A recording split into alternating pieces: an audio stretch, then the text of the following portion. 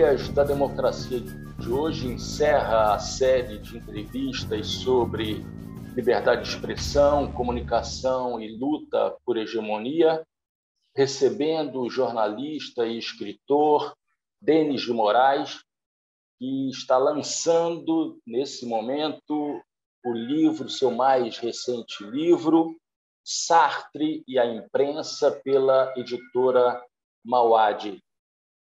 Denis, seja muito bem-vindo ao Trilhas da Democracia. É um prazer recebê-lo nesse nosso espaço de discussões e defesa da democracia e dos direitos humanos para discutir não apenas sobre esse que foi um dos maiores filósofos do século XX, mas também do papel dos intelectuais, do jornalismo, né, e a sua relação com a política nos tempos atuais. Seja muito bem-vindo, Denis. É um prazer recebê-lo.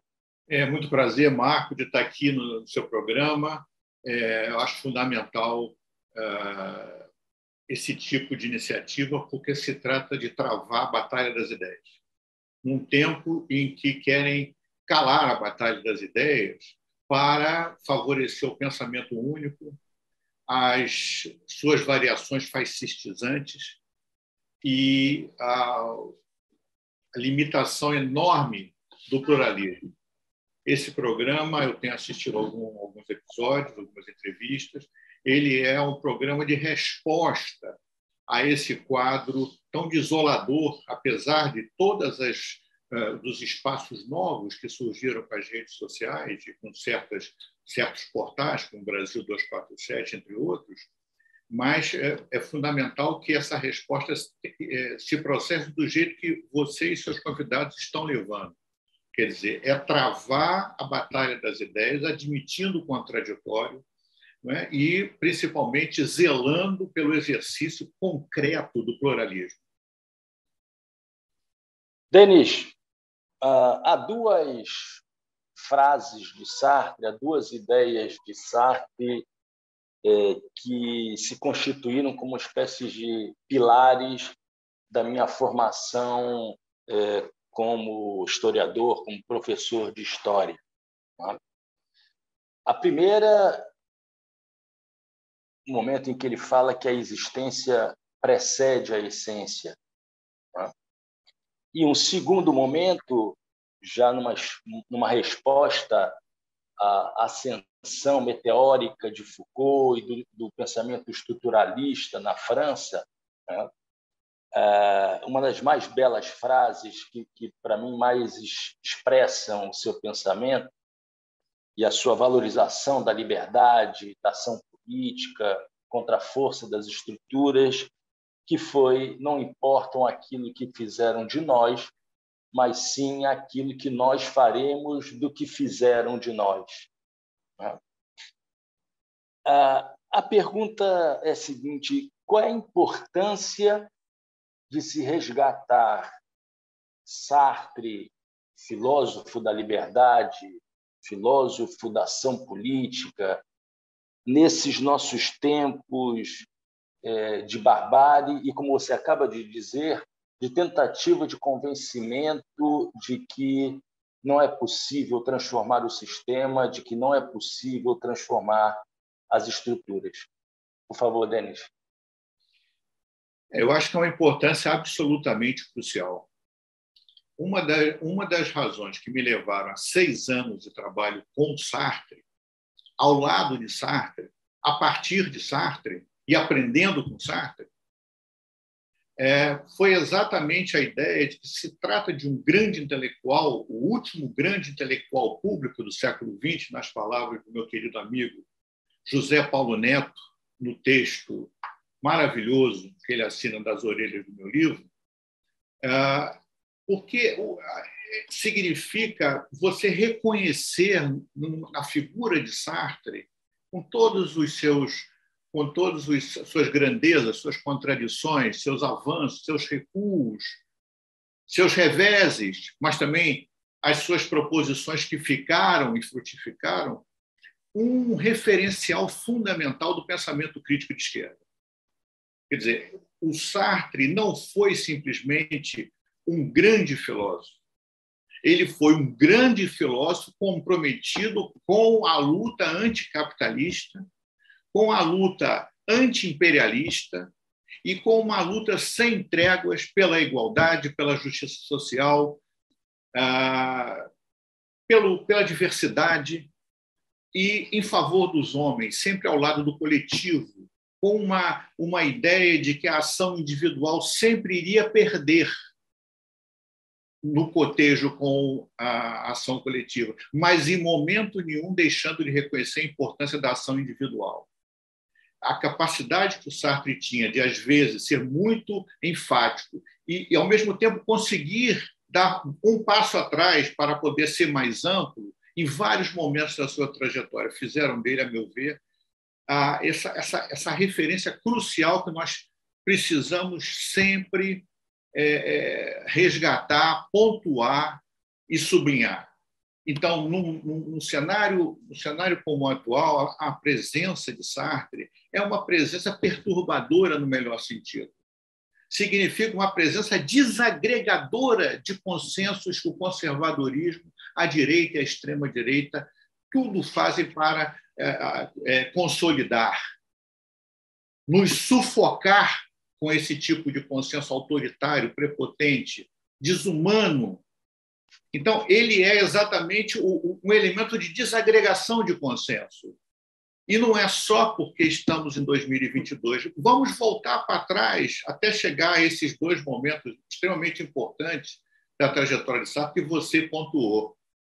Quer dizer, o Sartre ele se torna, para nós, no século XXI e em 2022, uma referência que significa nos trazer oxigênio, nos colocar na veia aquilo que está faltando na veia de todos nós. Sejamos, desde a ação tópica à ação mais ampla e coletiva, mas o tempo todo ele é um elemento de energia na veia, de coragem na veia, porque ele não fugiu em momento nenhum das controvérsias, das polêmicas, dos contraditórios, dos enfrentamentos, dos embates, o que parece ser alguma coisa fora de lugar no nosso cenário de hoje, e que nós temos alguns espaços em que isso se dá, mas que, de maneira geral, a gente vê um processo de apaziguamento, para não falar uma palavra mais forte, de alienação, em vários setores da vida intelectual e cultural. O Sartre, se vivo fosse, ele estaria, com certeza absoluta, sendo esse elemento na contramão, esse elemento de dizer verdades ao poder, para usar uma expressão de um intelectual com quem ele teve algumas contradições, Michel Foucault.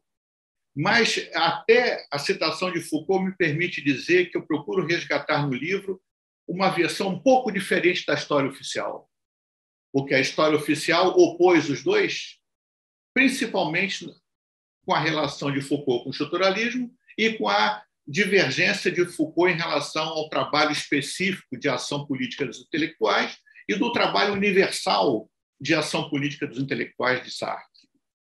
Mas a história oficial, ela, aliás, como sempre, ela é extremamente punitiva, ela é extremamente preconceituosa em relação a esses dois grandes intelectuais, porque caminharam juntos em momentos muito importantes de mobilização, de enfrentamento à repressão, de defesa dos direitos humanos. Eles, mesmo com as suas divergências, com a contrariedade de Michel Foucault em relação a uma resenha que foi publicada em Le Temps Moderne sobre um dos seus livros mais importantes. Mas a capacidade que os dois tiveram de caminhar juntos em momentos absolutamente essenciais de unidade na diversidade. Eu fiz questão de dizer isso, porque a história oficial ela é punitiva, geralmente. E quando se trata de intelectuais de esquerda, nos seus diferentes matizes, a história oficial ela é sempre preconceituosa, intolerante, desqualificante, toma sempre partido, e geralmente toma o partido do conservadorismo e da condenação daqueles que se imbuíram do espírito revolucionário. Então, eu acho que se o Sartre tivesse na nossa conjuntura, ele seria essa energia na veia. Ele seria esse contraditório ambulante, não metamorfose. Não metamorfose ambulante. Não camaleônico, porque ele sempre esteve do lado da combatividade e da luta, cometendo erros, tendo que rever ou não esses erros. Mas você não pode negar que ele sempre esteve de um lado. Talvez o único momento que ele tentou se dividir entre dois lados, e foi muito criticado por isso, foi quando ele tenta ser a favor da causa da libertação da Palestina e se alinha, historicamente, com Israel.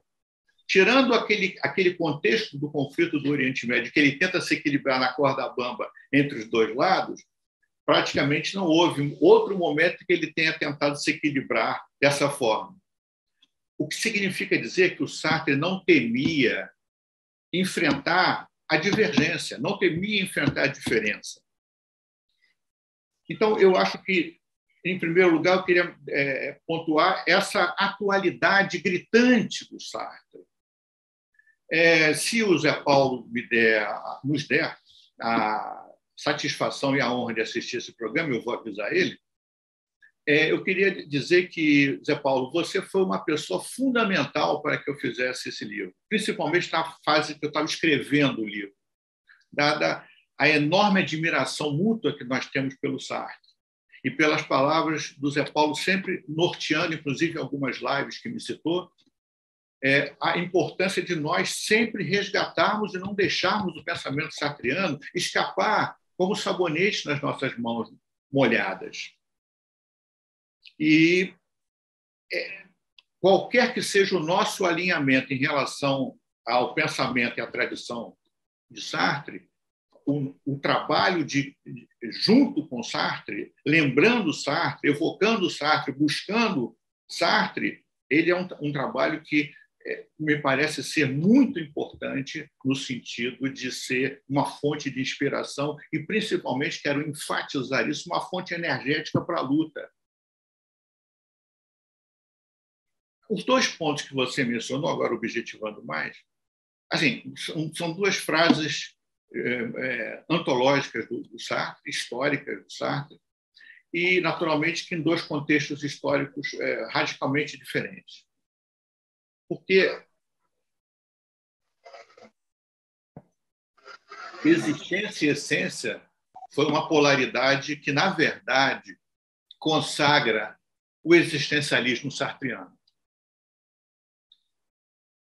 E nós temos na cabeça da gente, tirando, evidentemente, os especialistas em Sartre, que sabem muito mais do que eu sobre isso, mas digamos que o conjunto do pensamento intelectual sobre Sartre sempre tem o pós-guerra, o final da guerra e o pós-guerra como o grande marco que Sartre começa a ter um reconhecimento, que eu diria praticamente extraordinário.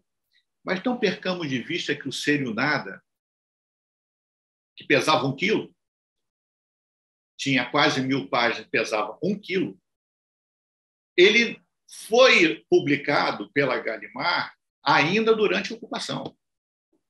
Um ano e pouco antes do final da ocupação da França e particularmente de Paris pelo nazismo. E não teve naquele momento, afora a crítica e uma franja intelectual que reconhece que era um livro excepcional no sentido de que naquele momento ele era um elemento novo no cenário intelectual francês. Foi em 1945 que a frase reaparece com a recuperação do Ser e o Nada, e me entenda a recuperação aí midiática, da crítica, da intelectualidade, dos filósofos, dos estudantes de filosofia. Não é casual o fato de que um grande filósofo francês, admirador do Sartre, principalmente na sua juventude, no início da sua construção intelectual, como Gilles Deleuze, tenha, aos 18 anos, eu conto isso no livro, ele, no último ano do ensino médio, já com a filosofia na cabeça, ele passa semanas tentando entender o Ser e o Nada, isso em 43.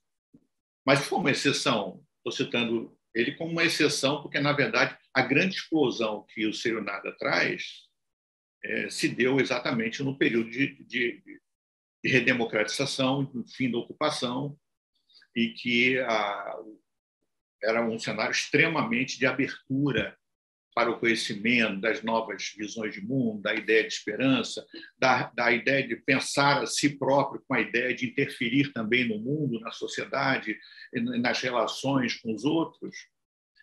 E essa frase que você citou, ela, na verdade, embora esteja presente nesse livro, que é um livro, uma pedra fundamental da filosofia sartreana, digamos assim, mas note como as coisas com Sartre eram extremamente fora do controle, embora ele tentasse controlar, mas ele estava sempre fora do controle.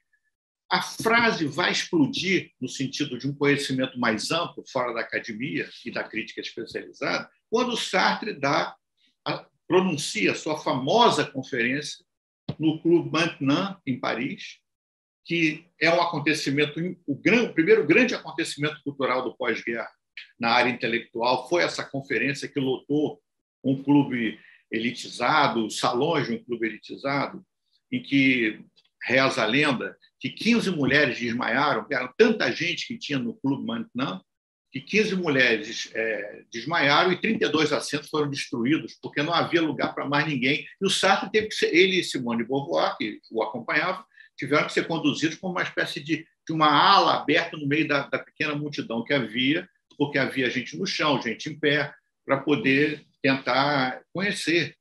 E nessa conferência, que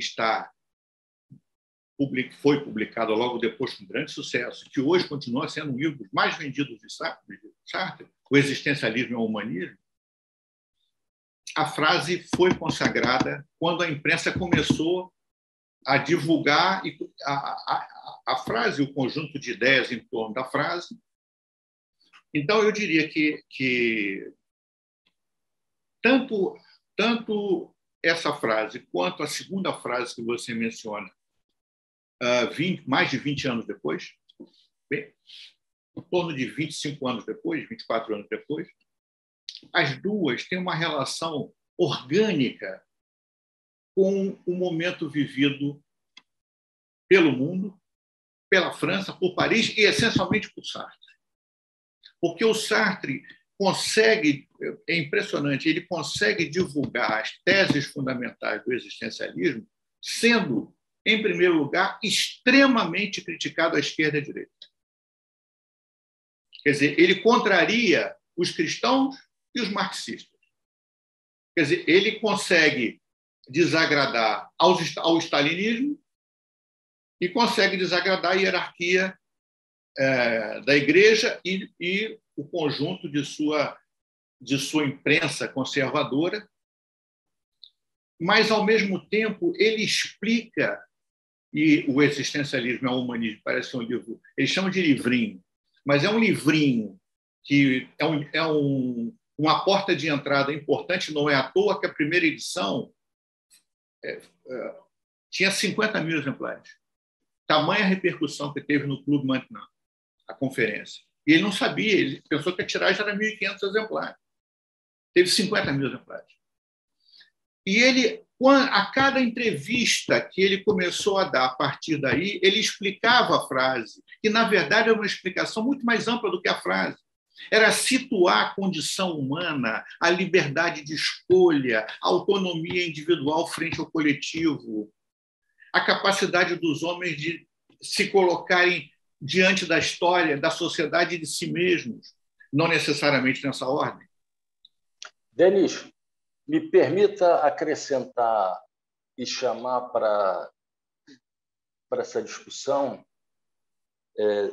dois outros autores, dois outros pensadores que marcaram o pós-Segunda Guerra Mundial, uma morte muito jovem, prematura, outro quase coincidindo com os anos de vida de Sartre.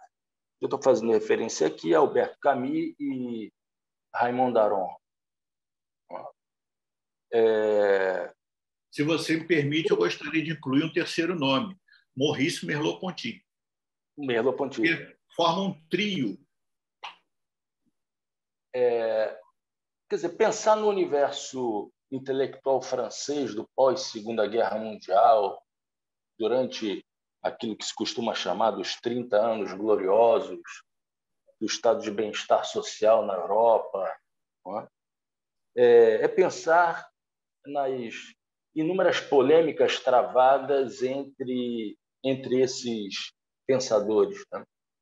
Houve um determinado momento da vida política intelectual francesa que Sartre e Raymond Aron representavam quase dois oráculos à esquerda e à direita, duas interpretações sobre os acontecimentos desse período.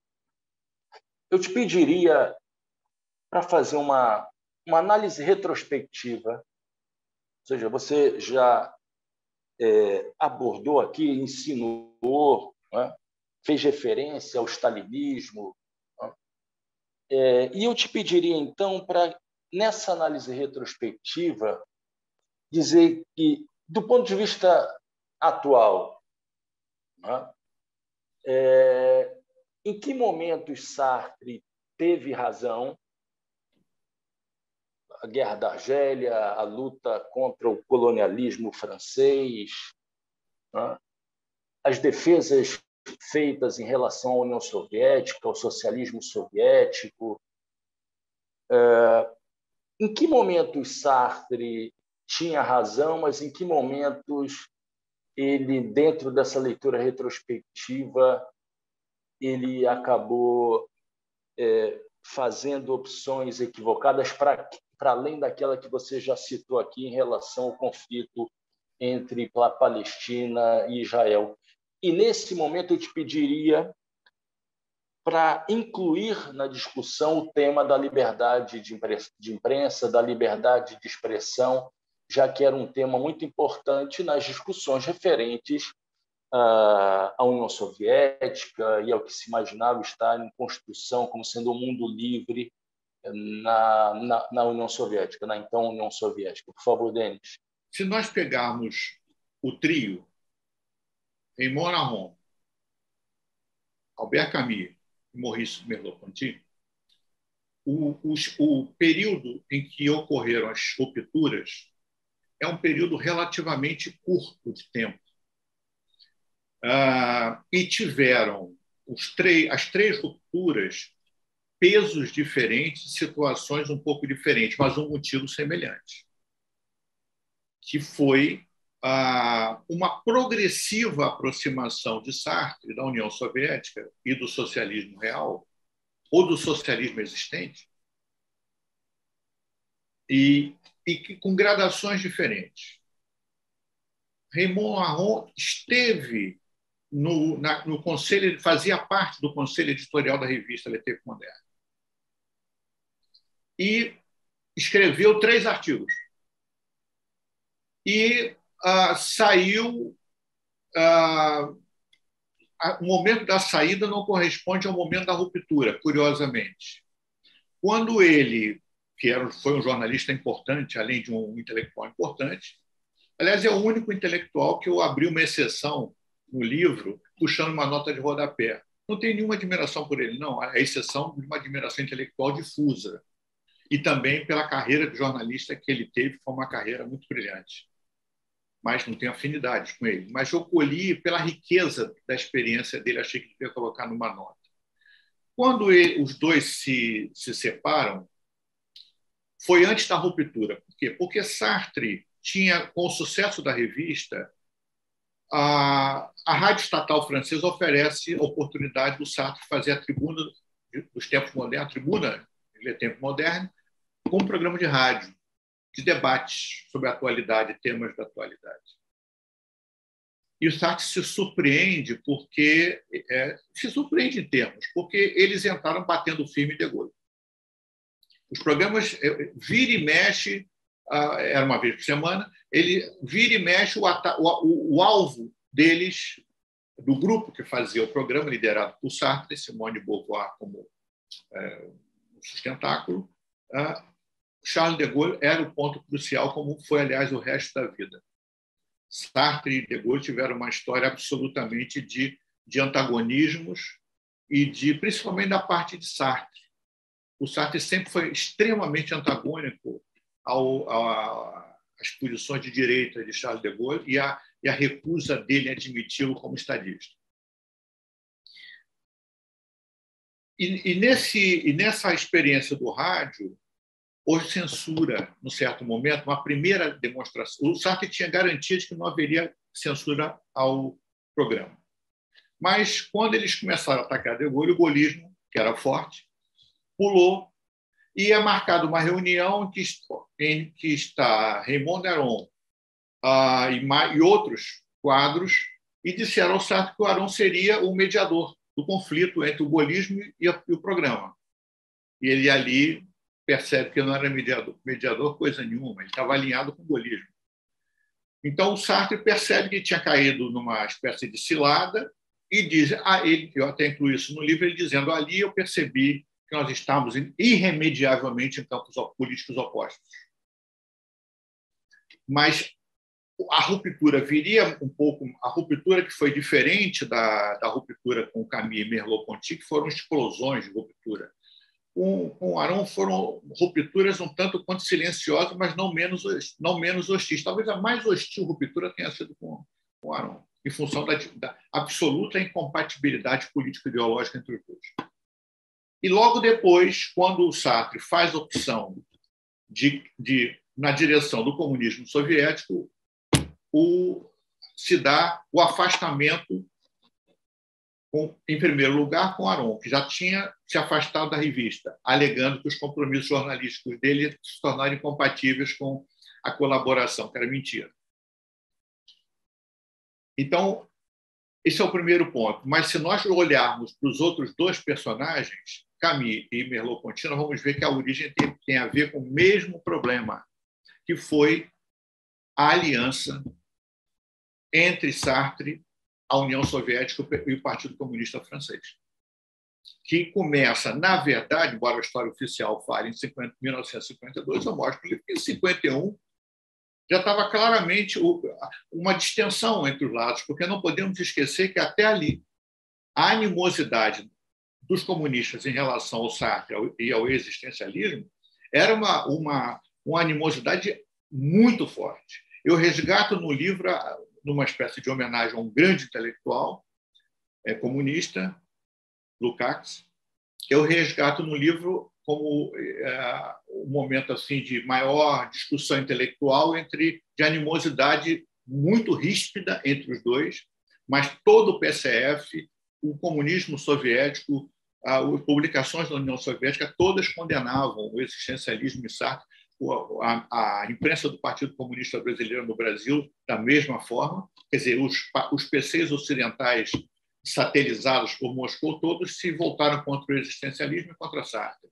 Em 1951, o quadro havia uma distensão, porque Sartre começou a perceber que, no quadro da Guerra Fria, portanto, o quadro da Guerra Fria, que vem desde o final dos anos 40, já tinha feito uma espécie da primeira, eu não vou dizer vítima, o primeiro amigo, entre aspas, que se afasta, Aron. Depois, o mesmo processo com a moldura da Guerra Fria, com as paixões exacerbadas, os alinhamentos automáticos, com as mistificações da propaganda anticomunista, com as ações deletérias dos Estados Unidos e de seus aliados contra os comunistas, que vinham num processo, desde o pós-guerra, numa ascensão, inclusive eleitoral, extremamente expressiva.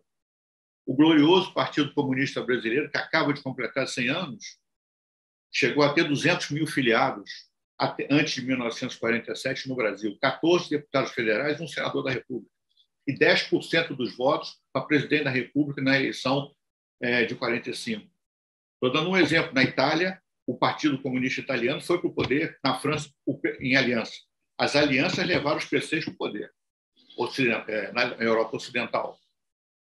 E, com a reviravolta da Guerra Fria, as animosidades, a beligerância entre as superpotências, aquele quadro terrível de exacerbação ideológica, perseguições políticas, Sartre percebeu que o problema que estava colocado era uma questão crucial.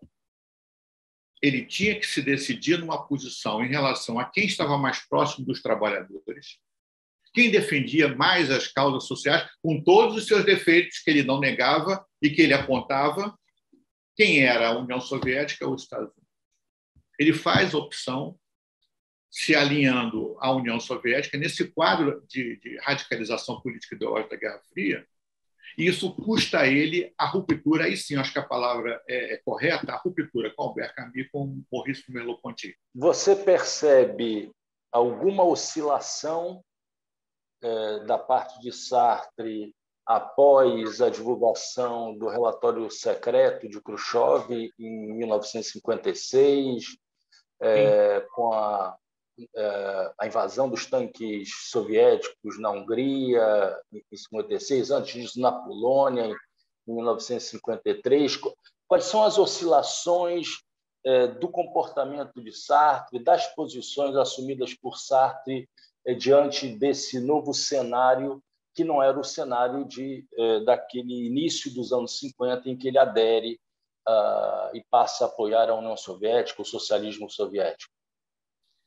Eu vou engatar um finalzinho sobre Camus e Merleau-Ponty, porque eram, em situações diferentes, duas figuras extremamente significativas na trajetória do Sartre, sendo que o que une as rupturas é a posição do Sartre, os comunistas e a paz, o famoso ensaio dele, que a revista Le Temps Moderne publica em 3 edições,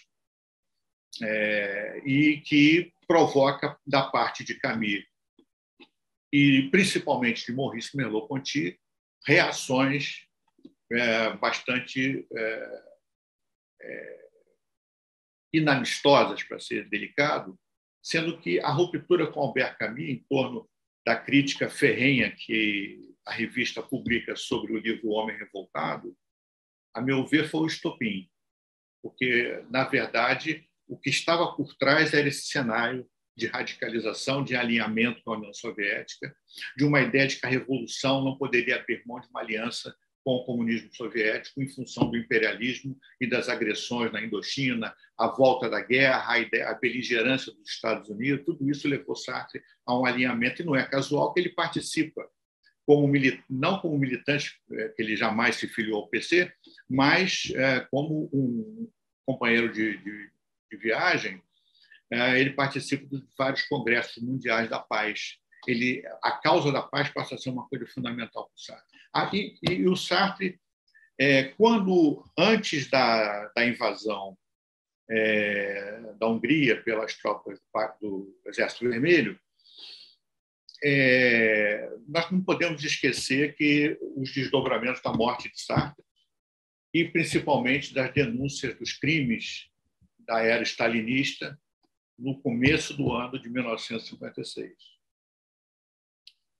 Isso já abalou o Sartre, mas o Sartre viu com cautela, porque, no primeiro momento, ele achou que era uma possibilidade de mais democracia, de não ter o stalinismo sobrevivente, que vinha desde 53, 54, 55, o stalinismo sobrevivente.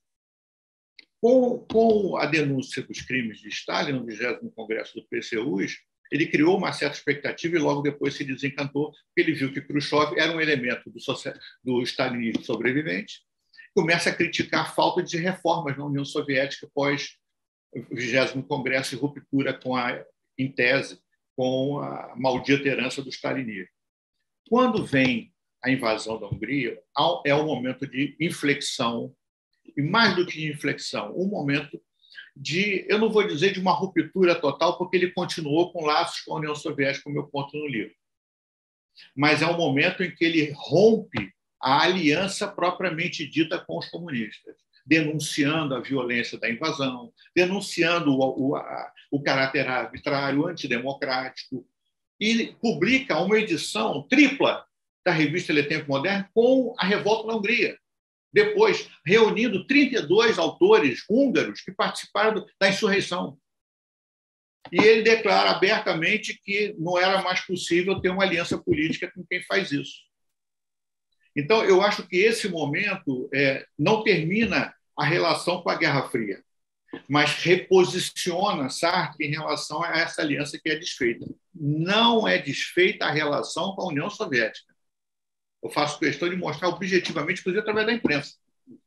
Há um afastamento sério, mas o Sartre não iria deixar de ter algumas ações em relação à guerra da Argélia e à luta pela libertação da Argélia com o PCF, com algumas convergências em certas campanhas, em certas petições, em certas mobilizações com o PCF. No começo da década, ele se apaixona pela tradutora russa, com quem teve um amor tórrido, um romance tórrido, e que leva ele a fazer, e aí eu brinco no livro, porque há várias versões. Umas dizem que ele foi 7 vezes à União Soviética, outros dizem que foi 9 vezes à União Soviética, e outros dizem que ele foi 11 vezes à União Soviética. A maior parte dessas viagens, não vou dizer todas, mas a maior parte sem Simone de Beauvoir, para poder viver o amor com a Lena Zonina, que era uma tradutora e crítica literária russa, que, por suas posições meio independentes, não podia sair do país sem autorização do regime. Então, a estratégia foi o Sartre criar sempre ocasião, aceitar convites para palestras e congressos literários em Moscou e em outras cidades da União Soviética. Quer dizer, ele se afasta, ele rompe a aliança, mas a relação fica meio matizada pelo caso de amor e também porque ele ainda acreditava que era possível, que ainda era necessário, apesar de impossível, a famosa frase dele no começo dos anos 60, é necessário trabalhar com os comunistas, mas na verdade, impossível. Em que ele a frase não é essa, mas o sentido é esse, quer dizer, eu não posso me afastar completamente porque eles estão num polo político-ideológico e de enfrentamento com o imperialismo americano, mas, ao mesmo tempo, é inviável em função disso. E esse processo termina com a invasão da Tchecoslováquia em 68, na Primavera de Praga. Eu ia te pedir para a gente dar um salto de uma década, mas você já se antecipou. Como Sartre passa a se posicionar depois da repressão à Primavera de Praga e como, no campo intelectual e no campo político, Sartre se relaciona com a ascensão das teses althuserianas e as posições assumidas pelo Partido Comunista francês, que vão contra a valorização que Sartre sempre fez na sua filosofia, a figura da liberdade, da ação política contra a força das estruturas. Como Sartre reage ao crescimento da influência de Louis Althusser nesse ambiente político comunista, mas de maneira mais ampla, no mundo acadêmico francês? Antes, já vou entrar só uma ênfase, é que essas polêmicas, a maior parte delas se travou através da imprensa. Por isso é que o livro chama-se Sartre e Imprensa, e o Zé Paulo brinca um pouco no texto das orelhas, dizendo, fala dele, mas atenção, cautela, o livro, na verdade, é muito mais do que a relação de Sartre com a imprensa. O livro é a questão da esquerda, a questão... vai falando. Eu diria o seguinte, que a ideia da liberdade, que em Sartre era uma ideia absolutamente permanente, se manifestou como uma espécie de eixo em certas rupturas, sempre no campo ideológico, que ele teve com Maurice Merleau-Ponty, com o próprio Albert Camus, com a União Soviética. Eu acho que o cenário de 68, com a radicalização, no melhor sentido da palavra radicalização, raiz, veracidade, autenticidade, espontaneidade, vigor, né? 68, ao mesmo tempo que é um marco da definitiva ruptura de Sartre com a União Soviética em função de dois fatores fundamentais. Primeiro, a invasão da Tchecoslováquia para sufocar a Primavera de Praga, com aquela brutalidade que causa repugnância a ele. Novamente, a ideia da liberdade está colocada em jogo, como tinha sido em 56, com a invasão da Hungria. As posições da União Soviética em relação a maio de 68, as críticas do PCF da União Soviética ao espontaneísmo, ao suposto espontaneísmo, ao voluntarismo, à falta de organização, de organicidade do movimento insurrecional de maio de 68, eu acho que esses dois fatos, a invasão da Primavera de Praga e o inconformismo dele, o segundo inconformismo, quer dizer, a liberdade foi pelos ares pela segunda vez de maneira extremamente incontornável com a Tchecoslováquia e com a posição do PCF, que era uma posição de afastamento em relação à insurreição. Então, o Sartre, nesse momento, ele simplesmente rompe com qualquer possibilidade de diálogo com o PCF, qualquer, e com a União Soviética. E o faz de que maneira? Uma sucessão de entrevistas, de artigos, em que ele, o tempo todo, procura bater firme na falta de liberdade do modelo soviético, da inconsistência do modelo soviético em termos econômicos, da dificuldade de compatibilizar, dificuldade crucial de compatibilizar a questão democrática, a democracia política, com o modelo vigente na União Soviética. Então, o estopim, a meu ver, foi a Primavera de Praga, o esmagamento da Primavera de Praga e a posição do PCF. Ele, então, dá uma famosa entrevista à revista alemã Der Spiegel, que é a capa da revista, está inclusive publicado um facsímile no livro, em que ele, com a famosa frase dele, os comunistas têm medo da revolução, que é a ruptura dele definitiva com a União Soviética. E não podemos esquecer que logo depois vem a ruptura com Cuba, quando Sartre e muitos intelectuais, inclusive vários comunistas, rompem com o regime, com Fidel Castro, o regime cubano, em função do episódio do escritor Heberto Padilha, que tinha sido obrigado a fazer uma autocrítica pelo governo cubano, das críticas que tinha feito à falta de liberdade. O Sartre assina várias petições, encabeça isso, e ali se dá outra ruptura no campo, digamos, de influência da União Soviética, que foi com Cuba. Então, eu acho que a ideia de liberdade esteve presente nesse conjunto de definitivas rupturas em relação à Hungria, em relação à Tchecoslováquia, em relação a Cuba. E como o eixo dominante em relação à União Soviética. Nunca mais ele vai ter qualquer... E não vai recuar nas críticas. Daí até a morte ele vai ser um crítico permanente do modelo soviético. Em relação, eu diria que, no caso do estruturalismo, que eu diria que vem antes de Althusser, antes, quer dizer, ele se debate com a situação de não ser mais o único no palco a brilhar. Quer dizer, o capítulo se chama O Palco Dividido, porque o estruturalismo vem com aquela voragem que veio, uma grande galáxia de grandes intelectuais que viriam a se tornar intelectuais midiáticos, intelectuais grandes, celebridades internacionais, e que há o choque dele em relação às teses estruturalistas, a defesa da história, a defesa da luta de classes, a defesa da luta organizada e sistemática e coletiva, e a defesa do pensamento crítico que não se cinge à questão da linguagem.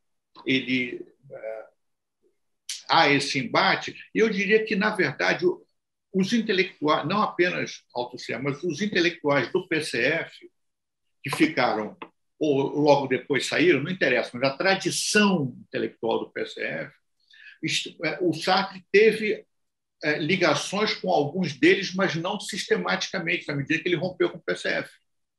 Então, eu acho que o momento crucial, que eu diria, nessa fase, não é propriamente o afastamento dele das teses de vários desses intelectuais ligados ao PCF em maior ou menor grau, e sim a aproximação com uma nova aliança com os maoístas. Esse momento é o momento que o Sartre procura encontrar uma saída. Onde está a saída? como diz a Simone de Beauvoir, o Sartre passa a defender o intelectual ao lado do povo, o intelectual que tem que defender as massas nas ruas, o intelectual que não pode mais ficar no gabinete, o intelectual que tem que estar onde o povo está, que empresta o nome dele para vários jornais perseguidos pelo gaullismo, jornais maoístas, que ele aceita ser o biombo para proteger da sua grande... o fato de ser uma celebridade, estar acima de qualquer punição. Mas eu acho que, quando ele se aproxima dos maoístas, faz uma espécie de aliança branca, crítica, mas aliança com os maoístas, eu acho que ele nega toda a tradição do marxismo anterior e se coloca numa posição de crítica ao marxismo anterior, com uma outra exceção. Eu registro no livro, por exemplo, algo muito pouco divulgado, porque as pessoas não pesquisam a imprensa. Como eu passei 6 anos pesquisando isso, encontrei o encontro dele com o Marcuse, pós-68, os dois em Paris, eu coloco o diálogo dos dois. E mostra a diferença que já havia ali em relação à perspectiva revolucionária, o papel dos intelectuais. Ele nega o intelectual tradicional, que o Marcuse diz, não é possível negar a nós mesmos. Você está querendo dizer que nós temos que nos negar? O Sartre diz, eu acho que sim. E o Marcuse vai me desculpar, mas eu não nego a mim mesmo. As coisas que eu fiz, eu continuo achando que eu devia ter feito. E, nesse aspecto, eu penso de forma diferente de você. Quer dizer, uma certa tradição do pensamento marxista, há uma ruptura do Sartre no pós-68 que é irremediável. Mas concretiza com a sua defesa de posições dos maoístas, mas sempre com algumas críticas ao maoísmo. Não é como foi nos anos 52, 56 ou 52, 55, uma defesa, eu diria para você, quase incondicional, quase, das posições da União Soviética. Em relação aos maoístas, os artigos que ele publica, ele começa a questionar, já é uma aliança com um teor crítico mais acentuado. Então, eu acho que é superior aos nomes. É uma ruptura que ele exercita através da imprensa, dos artigos, das entrevistas, contra os comunistas que não queriam fazer a revolução e não fizeram a revolução. Denis, nesse sentido, a ideia de uma geração do pensamento marxista que segue a geração de Gramsci, Karl Korsch e Lukács, que Perry Anderson caracterizou como sendo um marxismo que entra para a universidade e se transforma num marxismo de cátedra, não é? Sartre seria uma figura estranha a essa movimentação. Sartre seria, pegando como referência, por exemplo, já que você citou Herbert Marcuse, como é que você faria uma analogia entre as posições assumidas por Sartre e as posições assumidas por Adorno, Horkheimer, pelos pensadores da escola de Frankfurt, que também foram grandes críticos da indústria cultural, e Sartre também foi um grande crítico do jornalismo mercantilizado. Eu te pediria para fazer essa analogia agora.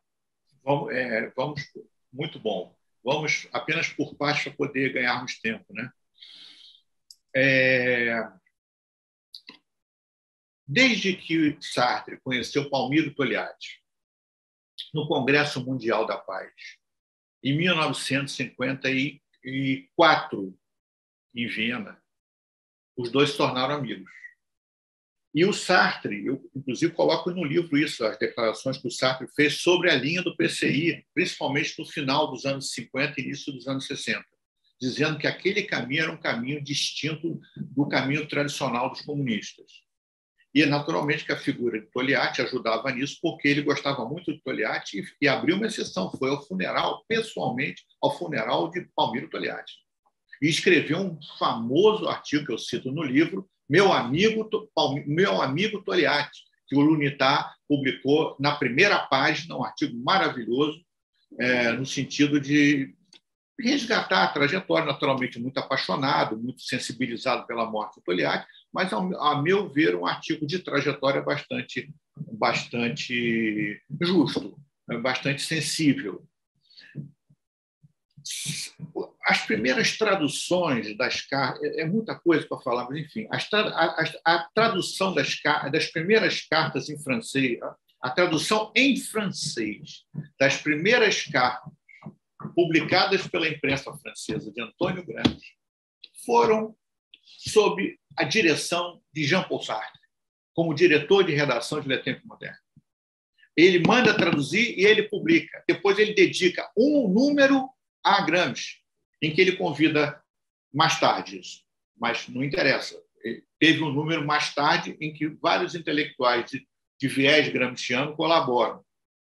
Depois ele, em várias ocasiões, cita, tanto que eu puxei uma nota mostrando que as tradições teóricas e os contextos históricos sociais são completamente diferentes, mas que é interessante ver certas analogias que tem entre o pensamento dos dois sobre a teoria dos intelectuais, principalmente o papel dos intelectuais críticos e dos intelectuais ideólogos do sistema, da ordem, do poder e das classes dominantes. Então, eu diria que Sartre foi um leitor de Antônio Gramsci dos mais sofisticados, numa época em que não se tinha ainda um volume de traduções, uma penetração de Gramsci ainda na Europa Ocidental, fora da Itália. Então, afinal teria, com toda a justiça, mas ele dedicou a Gramsci alguns tributos que mostram muito bem a importância que ele dava a Antônio Gramsci, inclusive citando em editoriais da revista, em que ele citou. Então, Gramsci foi um intelectual que ele leu e respeitava muito. Palmiro Togliatti, a questão da política, né? O vínculo de uma visão sobre o PCI que levaria Sartre, entre 61 e 64, a pronunciar em Roma, no Instituto Gramsci de Roma, duas grandes conferências, a convite de Palmiro Togliatti e da direção do Instituto, evidentemente, e que aproxima ele muito. Eu conto no livro isso, que ele passou a sair, a ter contatos com os intelectuais comunistas italianos dessa linha. Inclusive, o jornal La Repubblica publica uma matéria pegando no pé dele, dizendo: pois é, imagino que o secretário-geral do PCF vai dizer dessa proximidade de Sartre com o PCI. Não é? Então, com a morte de Togliatti e as sequências imediatas que aconteceram, se dá um afastamento dele em relação à linha política que ele passa a criticar, e o PCI, o UNITA, passa a criticá-lo, principalmente na questão do Oriente Médio, dado o não alinhamento, digamos, mais acentuado com a causa da libertação da Palestina.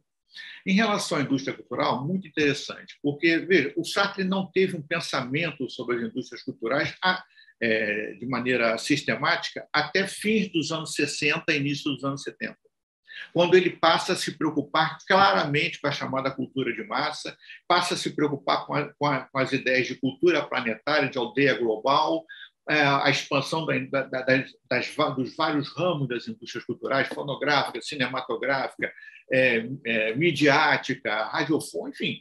Há um momento de crescimento do consumo de novas tecnologias, uma preocupação que ele tinha desde o pós-guerra com as novas tecnologias de comunicação, que ele chama a atenção para a importância de explorar essas tecnologias a favor do pensamento crítico nas condições possíveis. E isso na segunda metade dos anos 40. Quer dizer, e ele vai ter, em relação a esse momento da construção e da afirmação da hegemonia da cultura de massa, uma visão muito semelhante de extrema desconfiança, de extrema... chamando a atenção para o que significava esse entretenimento massivo, reificado, alienante, em relação à formação de plateias sem interesse pela política, pela mobilização política, pelo conhecimento mais amplo da sociedade.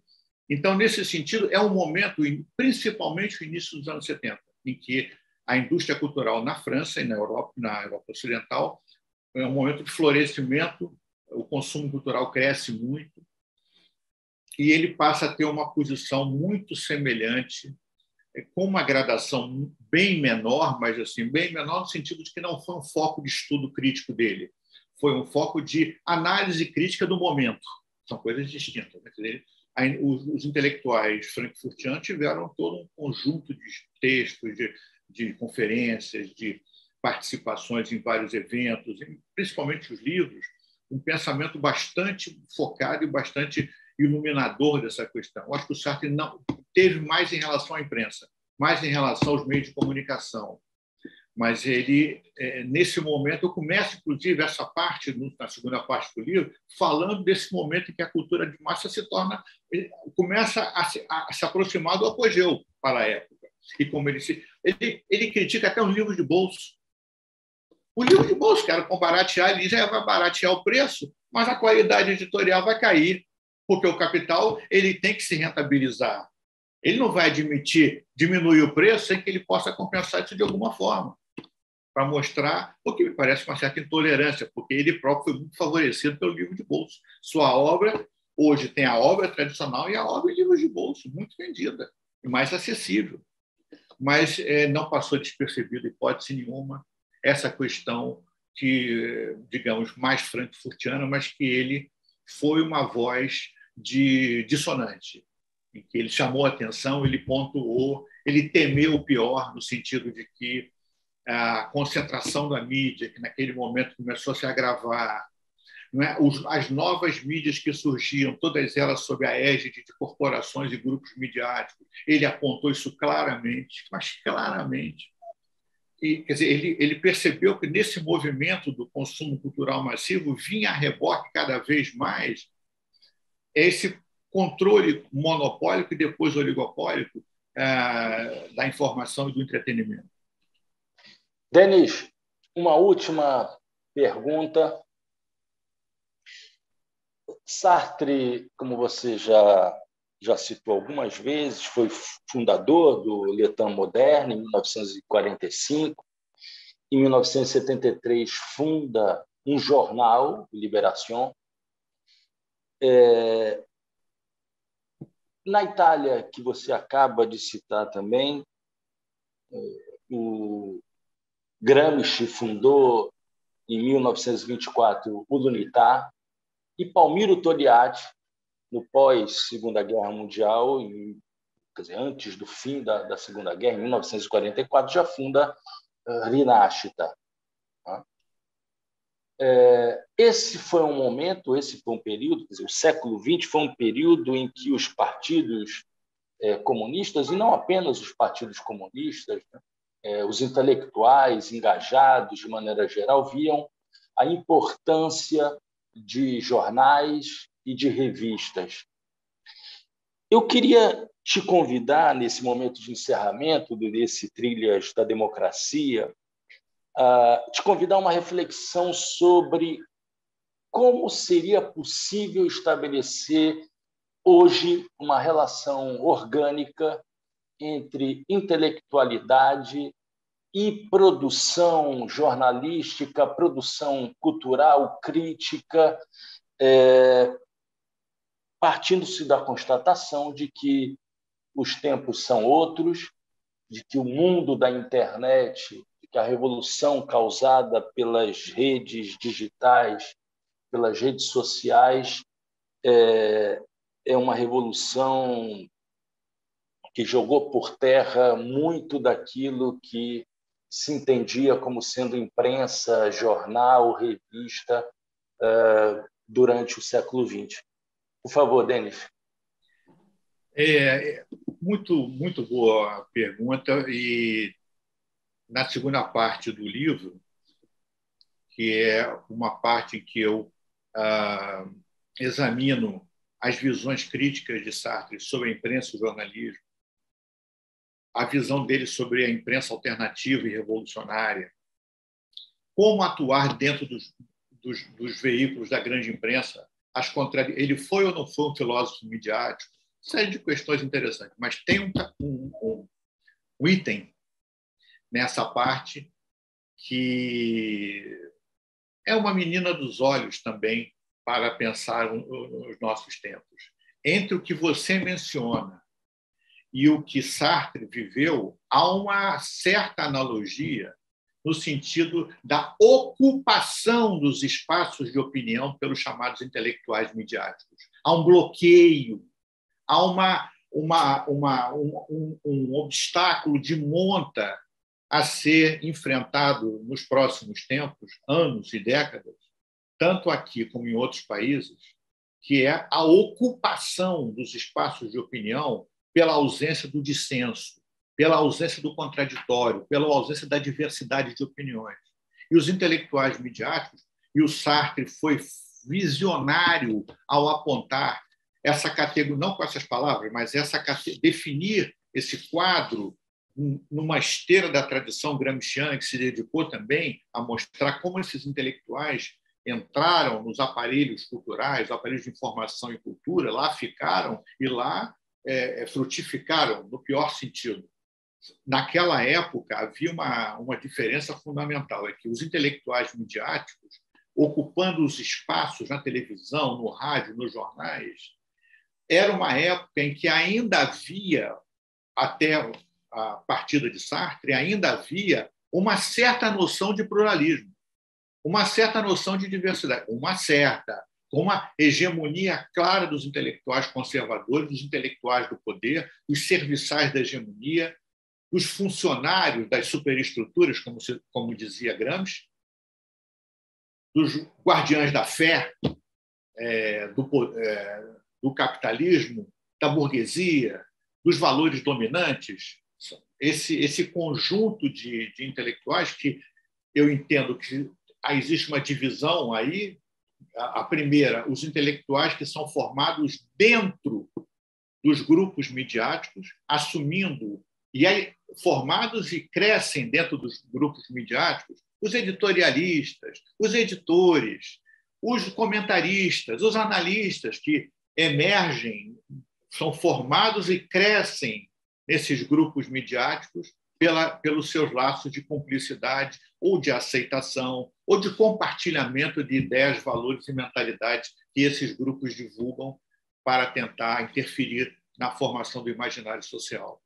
E um segundo tipo de intelectual são aqueles que são recrutados pelos grupos de mídia, pelas empresas jornalísticas da época do Sartre, economistas, juristas, diplomatas, sociólogos, que se tornam intelectuais midiáticos pela sua inserção dentro da mídia para dizer o que a mídia quer que digam e para autenticar, carimbar um conjunto de verdades, entre aspas, que são divulgados, os valores do mercado, a lógica do capital financeiro, a estigmatização da esquerda, a perseguição aos comunistas, a ideia de que o jornalismo tem que ser um jornalismo apaziguador, um jornalismo de variedades, um jornalismo que não enfrenta as grandes questões, a ausência dos grandes debates que existiam na época do Sartre, mesmo que com prevalência de intelectuais conservadores, havia a presença de alguns intelectuais progressistas nos programas de debate da televisão, por exemplo.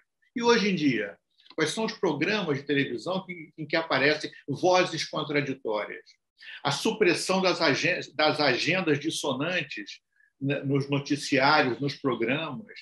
Tudo isso Sartre apontou como mazelas da mercantilização da imprensa, da subordinação do jornalismo aos patrões da imprensa, como ele fazia questão de dizer. E fazia questão de dizer e dava o exemplo. Sartre nunca foi funcionário das empresas jornalísticas com as quais colaborou durante muito tempo, para citar exemplos: L'Express, Le Nouvel Observateur, Le Monde. É verdade que ele tinha Le Temps Moderne, a revista, que foi até o fim com ele e permaneceu, não existe mais, infelizmente. Libération foi uma experiência fabulosa de uma construção de um outro tipo de jornalismo, com todas as dificuldades, mas Sartre deu o exemplo como diretor de redação do Libération. Não admitiu publicidade, não admitiu patrocínio, não admitiu sócios capitalistas, não admitiu empréstimos a bancos. E por isso o jornal enfrentou imensas dificuldades, porque tinha que sobreviver com a venda de assinaturas, com doações e com a participação cooperativa dos jornalistas para poder manter com grandes dificuldades e déficits orçamentários enormes, porque durante o ano em que ele dirigiu, efetivamente, um ano que ele dirigiu o jornal Libération, ele não transigiu com isso. Outra coisa, todos ganhavam o mesmo salário. E o primeiro a que abriu mão do salário foi ele. Abriu mão e passou a fazer doações periódicas para ajudar o jornal. Não escreveu uma linha sequer na sua vida de defesa do capital, defesa da exploração do homem pelo homem, defesa do patronato contra as greves, defesa do imperialismo, defesa do belicismo. Ele era exatamente o antagonista de tudo isso. E ele foi uma voz de enorme coerência nesses planos, até radicalizando, como, por exemplo, não admitir hipótese nenhuma, nenhum tipo de variação salarial dentro do jornal. Era um comunismo redacional que ele exigiu que fosse assim, embora ele não fosse o editor, ele não tinha tarefas executivas no jornal, comparecia pouco ao Libération, mas a força, para citar uma linda imagem do meu saudoso amigo Alfredo Bose, que eu citei até na introdução do meu livro, a força ética da contestação. Sartre soube encarnar essa força ética da contestação ao limite extremo. E, nesse sentido, ele não só foi um crítico severo do jornalismo de mercado, do jornalismo e da imprensa, de maneira geral, que fundamenta a sua força, não apenas por ser, ao mesmo tempo, agente econômico e sustentáculo ideológico. Esses dois papéis que a mídia exerce hoje em dia que a tornam um elemento poderoso na construção de consenso, mas também a capacidade que esses órgãos de divulgação têm de dar visibilidade a interesses convergentes com forças políticas do poder, também do judiciário, veja a Operação Lava Jato, do legislativo, quer dizer, essa capacidade de dar visibilidade a interesses convergentes com as empresas de mídia tornam a chamada grande mídia um player, mesmo na época das redes, mesmo na época de mais contrafações, de dificuldades de vendagem, de declínio da mídia impressa, ainda players formidáveis. O Sartre, formidável no sentido de poder, de potência, né? Não no sentido de produção de algo formidável, no sentido de potência capitalista. Então, Sartre, ao meu ver, ele teve, sob o signo da liberdade, que presidiu toda a sua trajetória, ele foi um jornalista absolutamente diferente, que não comparecia às redações dos jornais, nem admitiu nunca ser funcionário de jornais que ele semanalmente colaborava, às vezes até mais de uma vez por semana. Quer dizer, então, esse personagem, o Sartre jornalista, precisava ter um livro. Não era possível ele ficar à sombra e se o esforço de 6 anos foi pouco, mas foi o máximo que consegui, porque tem tanta coisa. A passagem do Libération é uma passagem marcada por esses traços da direção do Sartre, mas por uma linha editorial altamente combativa, inegociável em relação às pautas do poder e às agendas do poder. Inegociável. A cobertura internacional, que tinha 2 páginas, pelo menos, era uma cobertura totalmente na contramão dessas grandes agências de notícias internacionais. É interessante dizer isso para terminar aliviando um pouco,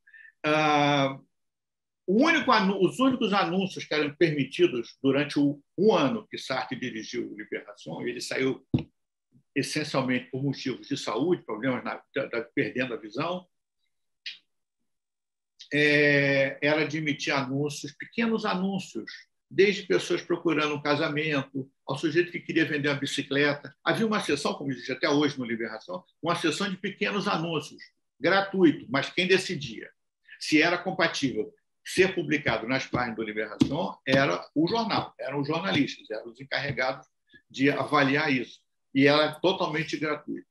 Eu queria lembrar que, mesmo com a visão bastante comprometida e já afastado da direção da redação do Libération, Sartre, em dezembro de 1974, teve um gesto de só mesmo um homem cujo traço característico foi se preocupar com a condição humana, com a essência, com as relações de solidariedade e de fraternidade. Sartre, com problemas de visão e de saúde, vai à Alemanha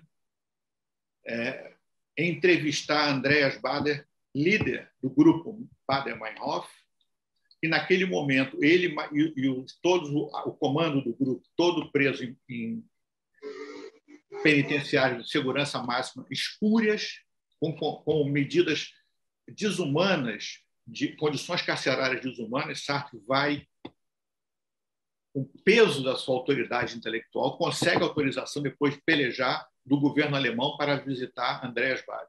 E publica uma das suas obras jornalísticas mais notáveis, que é uma reportagem em primeira pessoa sobre o seu contato, a sua história, a sua conversação com Andreas Baader.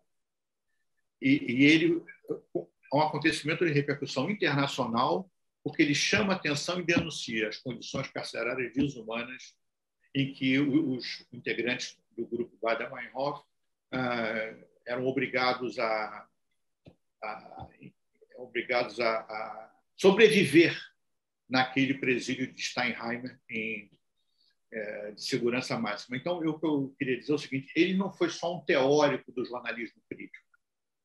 Ele também não foi só um articulista de primeira linha, não foi só um diretor de redação, não foi só um editor, não foi só um crítico literário, não foi só um redator. Ele foi também repórter, como a série de reportagens que ele publica no Combat, no jornal Combat, em 1944, 44, da libertação de Paris. 7 reportagens numa série, a convite de Albert Camus, que era o diretor de redação, era o redator-chefe, e a reportagem maravilhosa que ele faz em Cuba, na sua viagem a Cuba, que ele escreve um livro de reportagem contando tudo que ele anotava em Cuba, nas folhas quadriculadas de uma agenda no Hotel Nacional de Havana. E a experiência do Baader-Meinhof depois, quer dizer, momentos em que ele é absolutamente um homem de imprensa. Não se trata de um filósofo na imprensa, de um pensador na imprensa, como Paul Ricoeur, de um antropólogo na imprensa, como Lévi-Strauss. Ele conseguia ser um filósofo e um homem de imprensa também, que publicava nesses veículos que ele dirigiu, em revistas filosóficas e culturais. Há uma diferença crucial nisso. E eu conto no livro que um ponto que você levantou antes, muito interessante, é que o século XX teve uma grande participação de intelectuais, principalmente europeus, em revistas filosóficas, revistas literárias, galáxias de escritores e intelectuais participando das revistas. Hoje, o que nós vemos é que ou nós recorremos a mídias digitais, como o seu belo programa, e outros do Brasil 247, do TVT, e outros que lutam na contra-hegemonia informativa e cultural. Nós tivemos, no século XX, o florescimento de revistas, jornais, em que os grandes intelectuais participavam. Não era, eu citei aqui alguns, poderia citar vários outros, quer dizer, que tiveram uma participação bastante intensa. A diferença é que Sartre se transformou também num homem de imprensa. Denis de Moraes, autor de Sartre, a imprensa. Muito obrigado, Denis. Eu gostaria de fazer um registro nessa conclusão dessa nossa entrevista. Eu era um jovem estudante do curso de História do Instituto de Filosofia e Ciências Sociais da UFRJ, no Largo de São Francisco, e uma das leituras que me fez decidir por estudar a história da esquerda brasileira e daí em diante a história do Partido Comunista Italiano foi o livro de um jornalista chamado Denis de Moraes, chamado As Esquerdas e o Golpe de 64.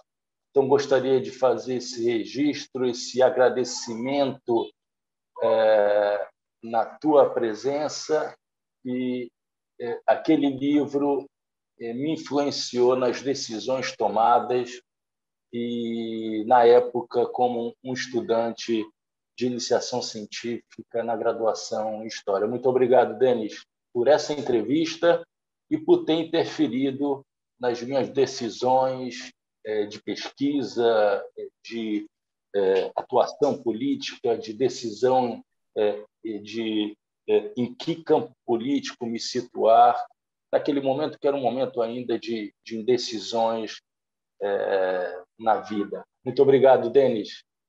Obrigado, Marco. Foi uma emoção o seu depoimento sobre a esquerda do golpe de 64, um livro do jovem Denis, né?